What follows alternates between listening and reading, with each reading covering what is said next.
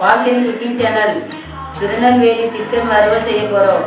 Chicken வறுவல் செய்ய தேவையான பொருட்கள்: சிக்கன் எடுத்துருக்கோம், கார்ன்ஃப்ளவர் மாவு எடுத்துருக்கோம், சிக்கன் 65 மசாலா எடுத்துருக்கோம், தனி மிளகாய் தூள் எடுத்துருக்கோம், உப்பு போட்டிருக்கோம், மிளகுத்தூள் போட்டிருக்கோம். இவ்வளோதான் எல்லாம் போட்டு கரைச்சி வச்சாச்சு. இதெல்லாம் தேவையான பொருட்கள். வாங்க வீடியோக்குள்ளே போகலாம். சிக்கன் வறுக்கிறதுக்கு அடுப்பு ஆன் பண்ணிக்கலாம். வறுக்கிறதுக்கு எண்ணெய் ஊற்றிக்கலாம். நல்லெண்ணெய் ஊற்றி வறுத்தாலும் நல்லா டேஸ்ட்டாக இருக்கும். சிக்கனை போட்டுக்கலாம்.